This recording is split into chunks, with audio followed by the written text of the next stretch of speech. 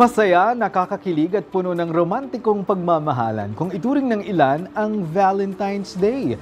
Pero saan at paano nga ba ito nadiskubre? Alamin sa aking report. Tuwing buwan ng Pebrero, agad na pumapasok sa isipan ng karamihan sa mga Pilipino ang Araw ng Mga Puso o Valentine's Day. Ngunit sa likod ng romantic symbols na nakikita natin ngayon, may kakaibang kwento pala ang selebrasyon ng Valentine's Day. Mga aspeto na tila ba kabaliktaran sa nakagawiang romantikong kwento na alam natin ngayon.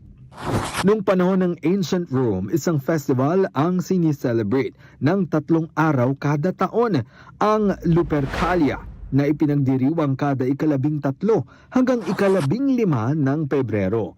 Tuwing Lupercalia, ang mga kalalakihan ay nag-aalay ng mga pinaslang na hayop sa kanilang emperador. Matapos nito, gamit ang balat ng hayop din na pinaslang, inihahampas nila ito sa katawan ng mga kababaihan na nakapila sa kalsada para sa ritual.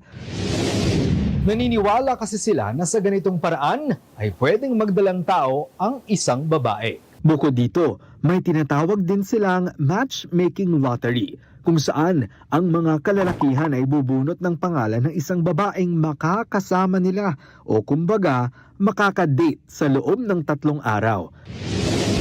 Pero bakit nga kaya binansagang Valentine's Day ang February 14? Ayon sa isang kwento, noong taong 270 AD, isang pari mula sa Roma na nagngangalang Valentines ang ipinapatay ng nooy emperador na si Claudius II. Kilala si Emperor Claudius II bilang isang marahas na leader dahil sa kanyang madudugong kampanya. At dahil dito, nais niyang magkaroon ng mga matitikas na sundalo. Pero ayon sa kanya, pahirapan ang paghihimok ng mga kalalakihan na sumali sa kanyang hukbo dahil sa umano'y strong attachment nila sa kanilang mga asawa at pamilya. Bunso dito, ipinagbawal ni Claudius II ang kasal o anumang uri ng pag-iisang dibdib sa Roma. Pero sabi ni Valentines, hindi ito pwede dahil labag ito sa decree o kautusan. Kaya naman palihim pa rin siyang nagbabasbas ng kasal o pag-iisang dibdib ng mga nagmamahalan.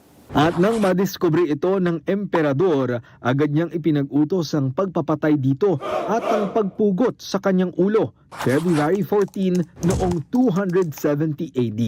At matapos pumanaw, itinalaga bilang santo si Valentine. Sa paglipas ng panahon, binago ni Pope Gelasius I ang tradisyong ito.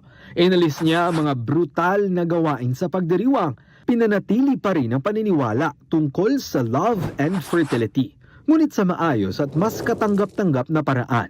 Dahil sa pagbabagong naganap, mas naging romantiko na ito. Dito naging uso na ang pagpapalitan ng mga mensahe o mas kilala sa tawag na Valentine's card. And speaking of Valentine's card, alam niyo bang ang kauna-unahang card ay naisulat sa loob ng kulungan? Taong 1415, isinulat ni Charles, Duke mula sa Orleans, ang isang tula para sa kanyang asawa habang siya ay nasa kulungan sa Tower of London noong panahon ng digmaan.